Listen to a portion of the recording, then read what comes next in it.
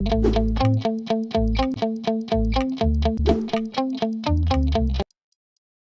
system is divided into complex and real numbers.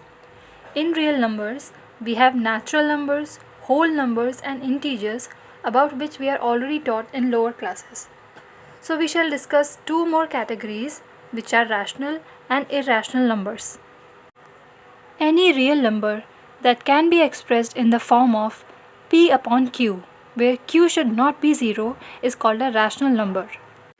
Example के लिए 2/3, 50/7, 6/1, 0/1 सारे एग्जाम्पल रैशनल नंबर्स के हैं क्योंकि सभी p/q के फॉर्म में है और किसी का भी डिनोमिनेटर 0 नहीं है। सारे रैशनल नंबर्स की एक सिंपलेस्ट या लोएस्ट फॉर्म है जिसमें p और q के बीच में कोई कॉमन फैक्टर नहीं है 1 के अलावा।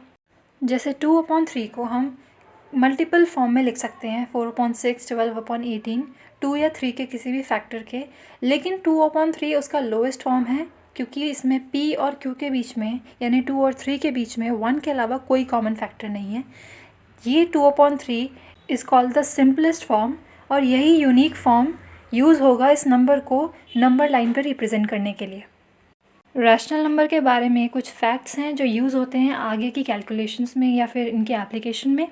पहला है कि किसी भी दो रैशनल नंबर्स का एडिशन, सब्ट्रैक्शन, मल्टीप्लिकेशन या डिवीजन एक रैशनल नंबर ही देगा, एक्सेप्ट डिवीजन में q should not be equal to 0। Second point है कि mean of two rational numbers always give a rational number that lies between them. Suppose 3 और 3.5 के बीच का हमें एक रैशनल नंबर निकालना है तो we just add those numbers and divide by 2 which gives 3.25 जो रैशनल नंबर है 3 और 3.5 के बीच का। Now we come to irrational numbers. तो इसकी सिंपल डेफिनेशन है कि numbers that can not be expressed in the form of p/q are called irrational numbers. जैसे गिवन एग्जाम्पल में √3, 1 + √2, -√6 और 1/√7 ये सब p/q के फॉर्म में नहीं लिखे जा सकते। Generally question is asked to prove given number as irrational number. जैसे यहाँ पे हमें √2 को इरेशनल प्रूव करना है। इसके लिए हम कॉन्ट्रडिक्टरी थ्योरी यूज़ करेंगे जिसमें हम पहले उस गिवन नंबर को यानी √2 को रैशनल मान लेंगे, फिर बाद में क्वेश्चन सॉल्व करते हुए हम उसकी कंडीशंस को कॉन्ट्रडिक्ट प्रूव करके या फॉल्स प्रूव करके प्रूव कर देंगे कि ये रैशनल नहीं इरेशनल नंबर है। Here we take √2 as rational number. So √2 can be express in the form of p/q जहाँ p और q के बीच में कोई कॉमन फैक्टर नहीं है 1 के अलावा। इसी लाइन को हम एंड में फॉल्स प्रूव करेंगे। On squaring both sides, we get p square equal to q square, which means 2 can divide 2q square और क्योंकि 2q square और p square इक्वेशन में है तो 2 will also divide p square।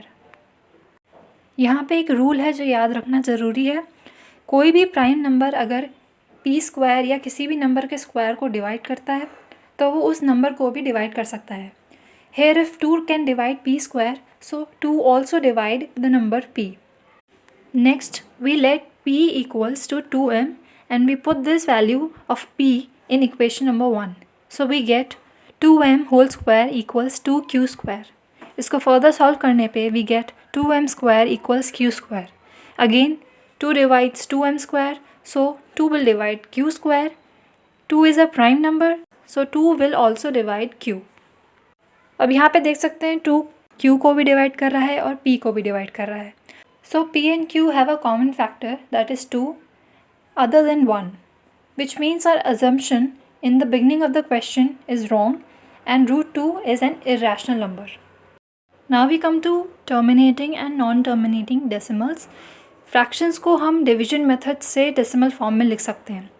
इस method के बाद दो टाइप के decimal निकल के आते हैं। पहला होता है decimals that end after a finite number of steps.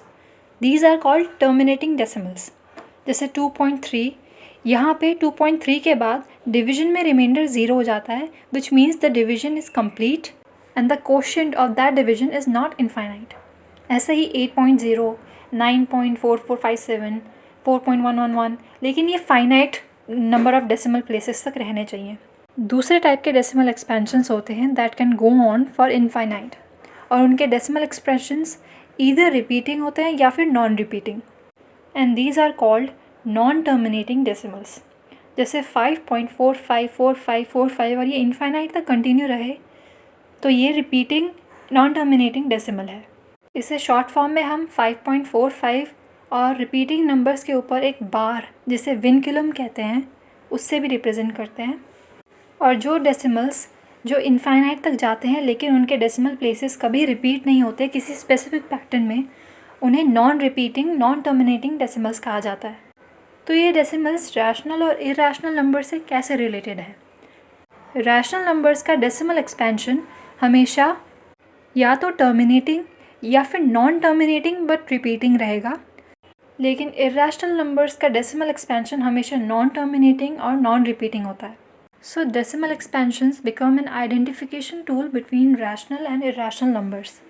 Next, we have to discuss about surds.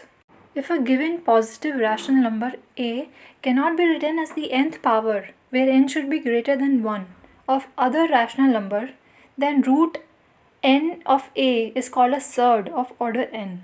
Example के लिए 2 किसी भी नंबर के स्क्वायर के फॉर्म में नहीं लिख सकते, इसलिए √2 is a surd of order 2। ऐसी 5 किसी नंबर का स्क्वायर नहीं है, 7 किसी नंबर का स्क्वायर नहीं है, तो √5 और √7 दोनों सर्ड हैं ऑर्डर 2 के। सिमिलरली 2, 5 और 10 किसी भी नंबर के क्यूब के फॉर्म में नहीं लिख सकते हैं, इसलिए उनका cube root is called a surd of order 3। Fourth root of 3, fourth root of 7, fourth root of 21 are all surds of order 4. सारे सर्ड्स हमेशा इरैशनल नंबर्स होते हैं, लेकिन ये ज़रूरी नहीं है कि सारे इरैशनल नंबर्स हमेशा सर्ड्स हों। The most common question that we are asked in this topic is to arrange the given surds with different root powers in ascending order. यहाँ पे अरेंज करना है स्क्वायर रूट 3, क्यूब रूट 5 और fourth root 8 को। So we find the LCM of 2, 3 and 4 which is 12, because the given numbers can also be written as 3 power 1 upon 2, 5 power 1 upon 3 and 8 power 1 upon 4. We have already found LCM equals to 12, so we write all these numbers in the power of 1 upon 12. When we have all the same powers of given numbers, we can easily compare their bases and arrange them in ascending order. जैसे यहाँ पे we get 3 power 6, 5 power 4 and 8 power 3, but उन सब की common power है 1 upon 12, so we can easily arrange them into the ascending order. Now what is rationalization of surds? The process of multiplying a surd by another surd to get a rational number is called rationalization. Each surd is then called the rationalizing factor of the other surd. For example, if we have to rationalize √3, we multiply it by another √3 and we get the answer 3, which is a rational number. So यहाँ पे एक √3 दूसरे √3 का rationalising factor है। Suppose हमें binomial terms given है जैसे 4 + √3, उसको रैशनलाइज करने के लिए हम उसे 4 - √3 से मल्टीप्लाई करेंगे और a + b into a - b के फॉर्मूले से उसको एक्सपैंड करके we get the answer 13 which is a rational number. So यहाँ पे 4 + √3 और 4 - √3 एक दूसरे के रैशनलाइजिंग फैक्टर्स हैं। फ्रैक्शंस के केस में अगर डिनोमिनेटर एक इरैशनल नंबर है और हमें उसे रैशनलाइज करना है तो हम उसके न्यूमरेटर और डिनोमिनेटर दोनों को ही डिनोमिनेटर के रैशनलाइजिंग फैक्टर से मल्टीप्लाई करते हैं। जैसे यहाँ पे गिवन है 2/3 - √5, तो हम इस पूरे एक्सप्रेशन को मल्टीप्लाई करेंगे 3 + √5 अपॉन 3 + √5 और सॉल्व करने पे वी गेट 3 + √5/2। अब यहाँ पे जो इसका डिनोमिनेटर है 2 एक रैशनल नंबर है, so we say the denominator of the fraction has been rationalized.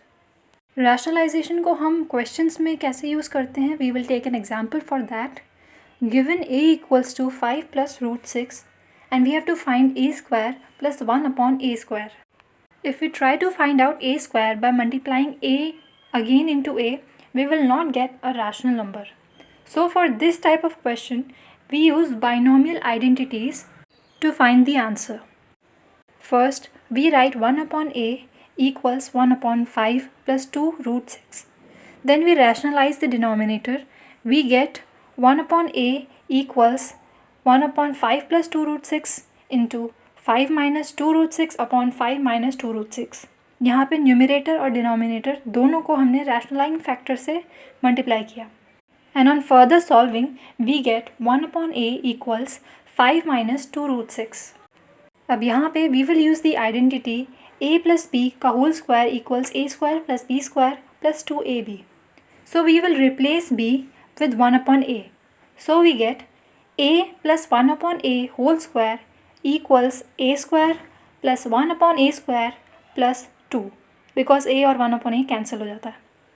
So identity को यूज़ करके a square plus 1 upon a square find कर सकते हैं by transferring 2 on the other side. By using identity, we get the value of a square plus 1 upon a square equals a plus 1 upon a whole square minus 2. इसके लिए we will find a plus 1 upon a, which will be equal to 5 plus 2 root 6 plus 5 minus 2 root 6 equal to 10. Then a plus 1 upon a whole square equal 10 square, and a square plus 1 upon a square equals 100 minus 2 equals to 98. This is the required answer, rational answer. So that was it for today's video. Hope you find it useful and thank you for watching.